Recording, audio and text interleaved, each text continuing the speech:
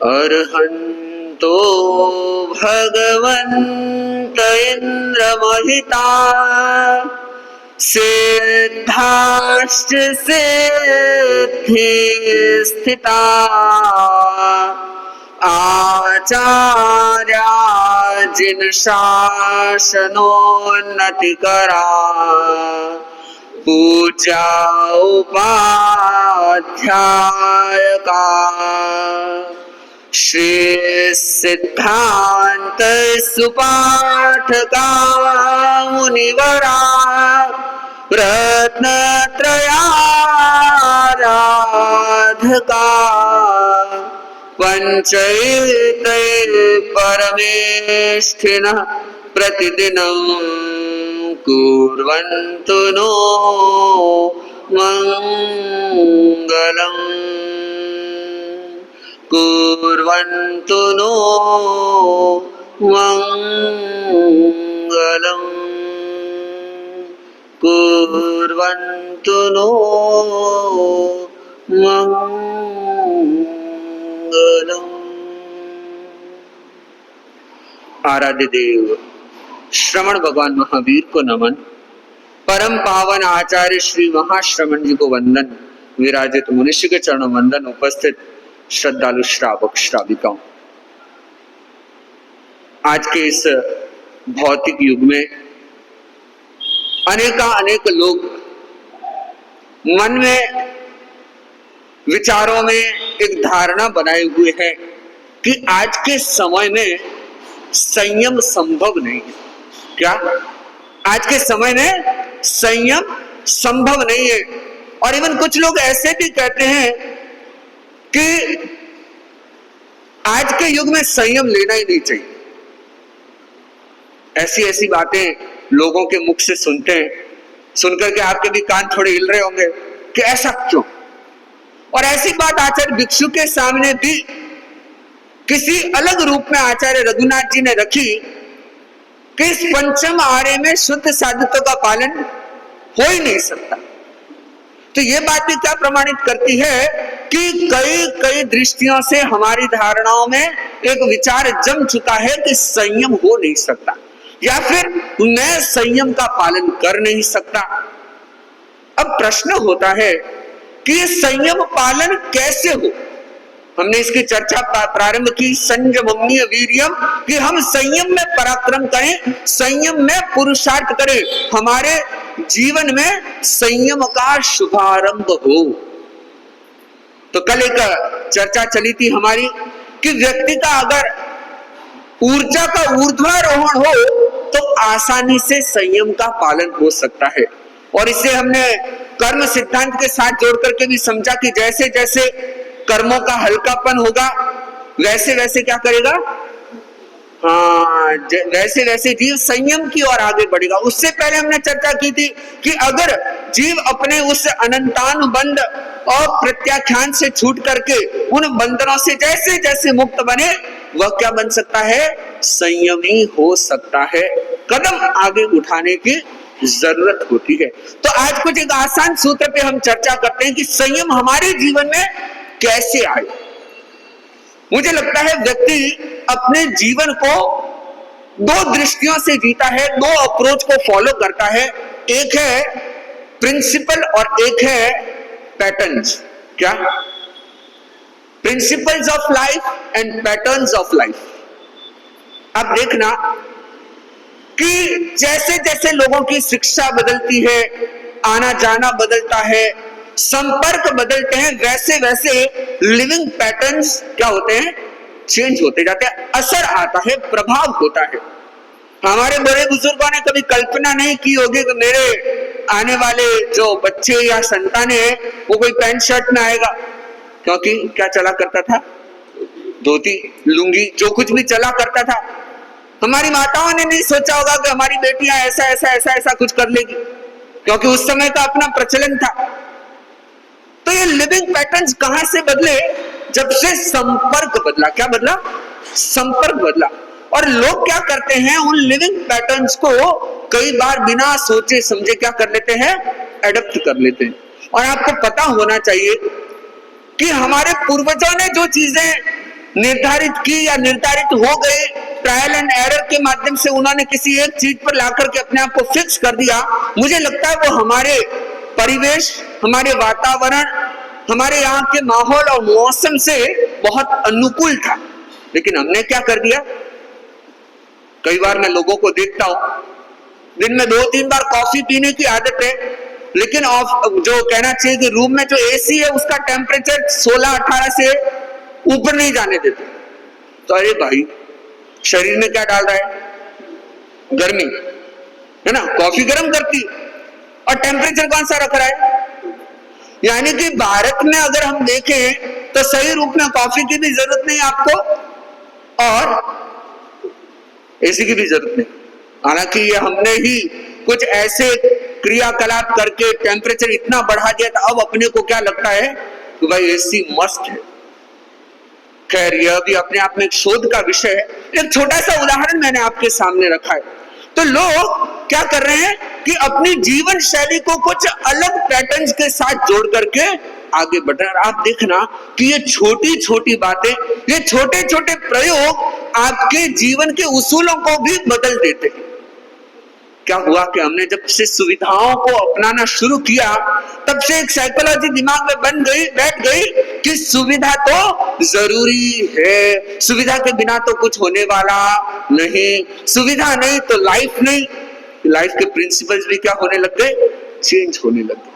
जबकि होना क्या चाहिए था या हुआ क्या करता था कि हम अपने प्रिंसिपल्स के आधार पर, अपने उसूलों पर, अपने मूल्यों पर अपने जीवन को जीते थे और जी सकते हैं, और उसके साथ साथ अकॉर्डिंगली हम वैसे वैसे पैटर्न्स को, वैसे वैसे तौर तरीकों को अपना सकते हैं। साधु जितने प्रयोग करता है, कई बार लोग प्रश्न करते हैं महाराज आपके कपड़े सफेद क्यों। कई लोग पूछते हैं महाराज आपके कपड़े हैं वो सिले हुए क्यों नहीं, खुले हैं। खुले हैं ना, सिलाई किया हुआ नहीं। बोले ऐसा क्यों। अब देखना कि साधु का जीवन क्या है, प्रिंसिपल ओरिएंटेड है, पैटर्न ओरिएंटेड नहीं है। यानी कि वहां उसूलों पर जीवन जीने की बात होती है, वहां तौर तरीके बुने जाते हैं, तौर तरीके निर्धारित किए जाते हैं। जैसे साधु संयम का पालन करना चाहता है तो संयम और सात्विकता के लिए व्हाइट कलर दी बेस्ट। साधु संयम के लिए अहिंसा का प्रयोग करना चाहता है, और अहिंसा का प्रयोग करना है तो प्रतिलेखन करना है, प्रदर्शन नहीं करना है। उन सारी चीजों के लिए व्हाइट कलर कहें और खुला कहें, एक पैटर्न हमेशा वो क्या हो गया, अपने आप साधु को संयम की तरफ आगे बढ़ाता है। अच्छा, संयम जब उसके पालन करने का एक मूल लक्ष्य है तो उसे बहुत ज्यादा संग्रह भी नहीं करना पड़ता। अब आप देखो, आपके वार्डरोब को अगर आप देखेंगे, कपड़ों में कितने कितने बांट के कपड़े, इंडियन क्या, वेस्टर्न क्या, इंडो वेस्टर्न क्या, जो भी कितना कुछ कलेक्शन आपके पास हो जाएगा। हमारे कलेक्शन में मिलेगा क्या? क्यों नहीं मिलेगा? क्योंकि हमारे वस्त्र आदि का भी निर्धारण कैसे, हमारे संयम के साथ जुड़ा हुआ। यानी कि साधु अपने जीवन को उसूलों के साथ जीने का प्रयत्न करता है, और जैसे उसके उसूल है उसी के अनुसार वह अपने तौर तरीके, या जिसको हम पैटर्न्स कह सकते हैं, वह अपना के चलता है। इस सब की चर्चा मैंने इसके लिए की क्योंकि आप देखना कि आपने क्या किया, अपने जीवन में तौर तरीकों को बदल दिया, और तौर तरीके बदलने के कारण क्या हुआ कि आपके उसूल भी क्या हो गए, प्रभावित हो गए। और जब प्रभावित हो गए, आपके तौर तरीकों में जब चकाचौंध आ गई तो क्या हो गया, आपके उसूलों में भी क्या आ गई, चकाचौंध आ गई। मैं अगर आपको कहूं कि simple living and high thinking के महाराज की किताबों की बातें रहने दो, आपको बोल दूं सादा जीवन उच्च विचार, उसी का हिंदी, तो बोले महाराज ये पहले चलता था अब नहीं चलेगा। क्यों नहीं? क्योंकि उन तौर तरीकों, उन लाइफ पैटर्न्स को फॉलो करते करते आज हमारे दिमाग में भी क्या आ गया कि महाराज honesty is the best policy. बचपन में पढ़ते थे तो अच्छा लगता था, आज अच्छा नहीं लगता। और भी कितनी कितनी बातें होगी जो हमने सुनी है, समझी है। हम सुना करते थे कि यूनिटी इज स्ट्रेंथ, बचपन से हमें सिखाया गया। फिर क्या हुआ कि महाराज आज तो यूनिटी तो रहने वाली नहीं, और पहले तोड़ना जरूरी है। आप सोचिए कि हमारे जीवन के तौर तरीकों से प्रभावित होकर के हमारे उसूल भी प्रभावित होने लगे। तो अगर आप अपने जीवन में संयम का पालन करना चाहते हो, संयम को ग्रहण करना चाहते हो, संयम को स्वीकार करना चाहते हो, संयम की ओर आगे बढ़ना चाहते हो, तो अपने जीवन को थोड़ा सा शिफ्ट कर ले। किस पर? पैटर्न्स पे नहीं, हम प्रिंसिपल्स पे आ जाएं कि बस एक निर्धारण हो जाए कि मेरी एक क्या है, मेरा एक निर्धारण है, मेरी एक सीमा है, और उसके साथ मुझे अपने जीवन के व्यवहार को, अपने जीवन की चर्या को जोड़ करके देखना है। हम बेंगलुरु में थे, अब देखना लोग पैटर्न्स यानी कि जीवन में जो तौर तरीके दूसरों के अपनाते हैं और जो अपने उसूल हैं उसे छोड़ देते हैं या उसके अलग तरीके का प्रश्न करते हैं। तो हम बेंगलुरु में थे, एक घर में हमारा प्रवास हो रहा था, तो एक युवती ने, हाँ इसके घर की बात नहीं है, ये बेंगलुरु से आया है, हाँ, तो एक युवती ने मुझे प्रश्न किया कि महाराज हम जैन क्यों हैं, हमारे गुरु महाश्रमण जी क्यों है। मैं थोड़ा सुन करके एक बार कॉन्शियस हुआ, कंसंट्रेट किया, मैंने कहा ये कहना क्या चाहती है। फिर वो उसने बोला कि महाराज ये तो हमको बचपन से सिखा दिया गया, पकड़ा दिया गया, बता दिया गया, तो हम कुछ और सोच ही नहीं पाए। और वो जिज्ञासा भाव से नहीं, वो क्वेश्चन मार्क भाव से पूछ रही है ना, आप समझ रहे होंगे।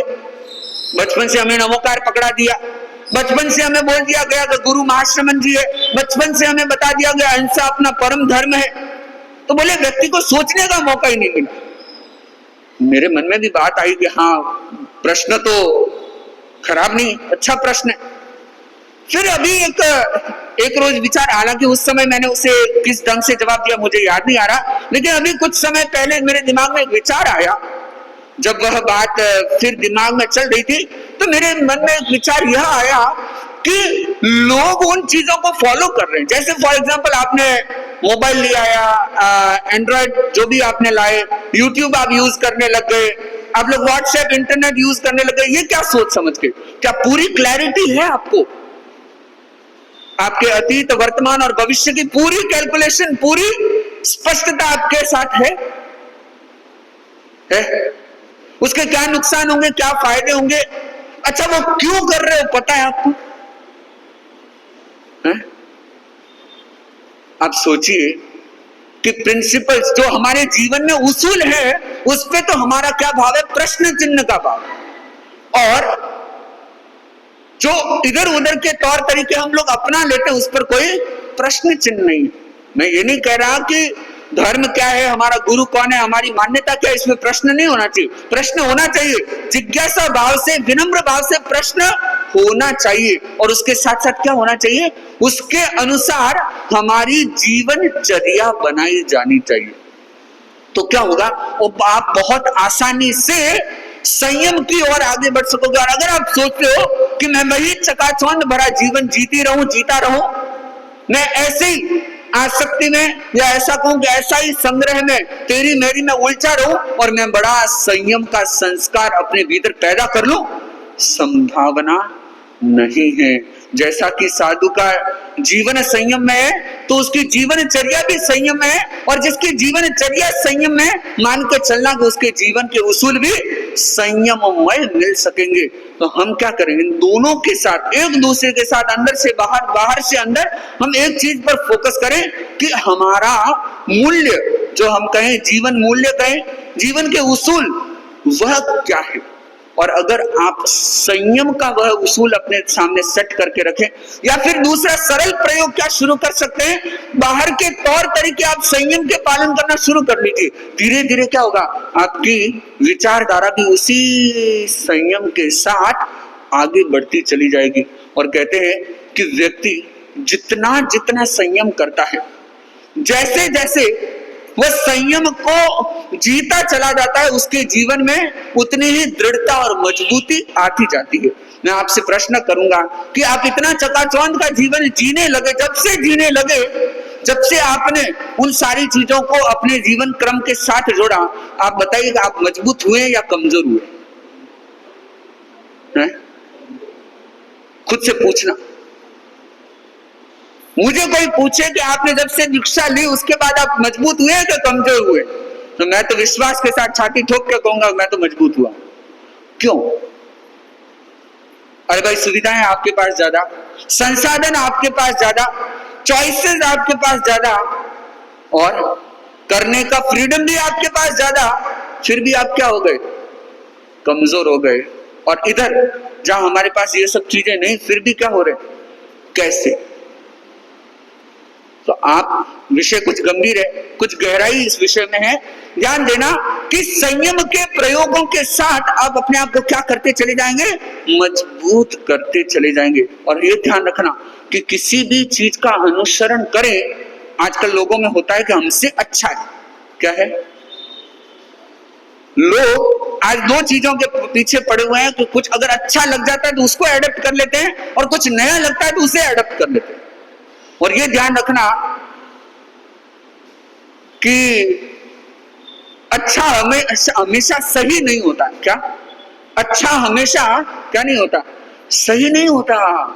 और बहुत सारी बार ऐसा होता है कि ललचाने के लिए, ट्रैप करने के लिए कोई चीज अच्छे ढंग से क्या की जाती है? प्रस्तुत की जाती है, अच्छे ढंग से आपके सामने प्रदर्शित की जाती है। आपके घर के बाहर अगर कोई सही रूप में, शुद्ध रूप में अगर गाय का दूध लेकर के कोई आए ना, या कहीं तबेले में चले गए जहां गाय का दूध आपको सही तरीके से प्रामाणिक रूप में दिया जा रहा है, वहां आपको ज्यादा एडवर्टाइजमेंट नहीं मिलेंगे। लेकिन एक डेयरी इंडस्ट्री या कोई डेयरी पार्लर पर आप जाएंगे तो क्या होगा? ज्यादा एडवर्टाइजमेंट कहां मिल रहे हैं आपको?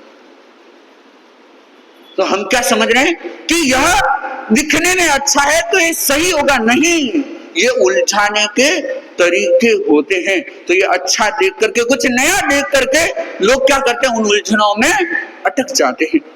और आज साधुत्व के साथ भी लोगों की एक सोच बन गई। मैं एक पुस्तक पढ़ा था आचार्य श्री महाप्रज्ञ जी की, तो आचार्य श्री ने उसमें साधु के साथ अपने कुछ विचारों को साझा करते हुए वे लिखते हैं, बताते हैं कि कुछ लोग सोचते हैं कि साधु किसी भी धर्म का होगा, संप्रदाय का होगा।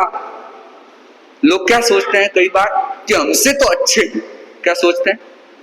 हमसे तो अच्छे हैं। कई बार आते हैं कि महाराज हम तो चादर को प्रणाम करते हैं। कोई बोलता है महाराज हम तो गृह त्याग को प्रणाम करते हैं।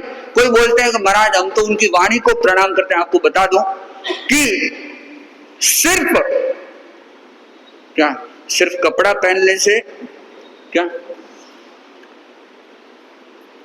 वो एक कबीर जी का भजन याद आ रहा है मेरे को, मुंड मुंडाने से कौन नर तिरिया, मुंड मुंडाने से कौन नर तिरिया, भेड़ क्यों न तीरे जाका मुंड्योड़ा ही सर है, तीरे गावही जाके हृदय में हर है।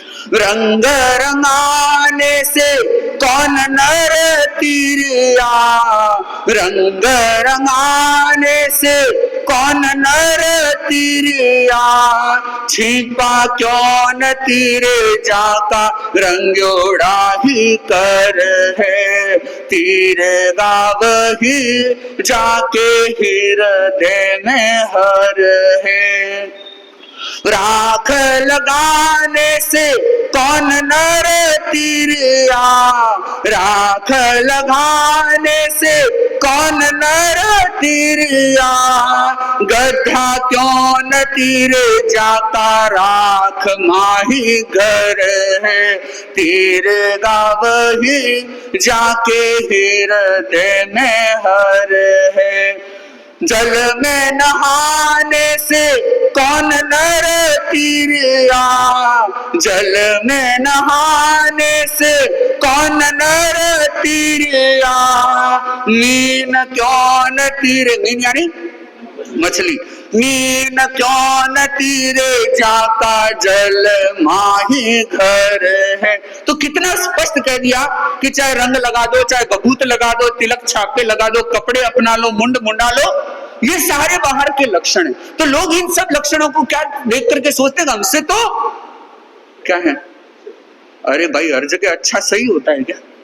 तो आचार्य भिक्षु ने इसकी एक स्पष्टता दे दी कि जिसके प्रिंसिपल्स यानी कि जो 5 महाव्रत, 5 समिति और 3 गुप्ती की आराधना करता है वही कौन है? वही साधु है। और जो इन महाव्रतों का, इन उसूलों का, इन प्रिंसिपल्स को फॉलो करेगा, मान के चलना कि उसकी लाइफ भी उसके अकॉर्डिंग जरूर बनेगी। तो हम इन कथा प्रसंगों को थोड़ा चिंतन के स्तर पर लाए। तो आज मैंने चिंतन की चर्चा ज्यादा की है, कहानी की चर्चा मैंने कम की है। तो आप अपनी लाइफ में, अपने जीवन में अगर संयम की तरफ आगे बढ़ना चाहते हैं तो दोनों रास्ते हैं। आप अपने उसूलों के अनुसार अपने जीवन व्यवहार, जीवनचर्या को निर्धारित करें, या फिर संयम में जीवनचर्या को अपनाते अपनाते धीरे धीरे क्या कर लें, अपने प्रिंसिपल्स को इतना, अपने उसूलों को, अपने सिद्धांतों को, अपनी सोच को इतना गहरा बना लें कि आपके रूह में, रोम रोम में संयम के संस्कार उभर जाए, संयम आपके जीवन में घटित होने लगे, संयम आपको ओढ़ना ना पड़े। क्या संयम आपको ओढ़ने की जरूरत नहीं होगी, संयम आपके अंदर से स्वयं प्रस्फुटित होगा। तो दोनों मार्ग, जो 2 शब्द के इर्द गिर्द आज का प्रवचन था, प्रिंसिपल्स एंड पैटर्न्स, हमारे उसूल और हमारी जीवन जीने के तरीके, तौर तरीके, इन दोनों के माध्यम से हम अपने जीवन में संयम की एक सुवास प्राप्त कर सकते हैं। इन्हीं भावनाओं के साथ मेरा विनम्र निवेदन मनुष्य से अपने मंगल उद्बोधन के लिए।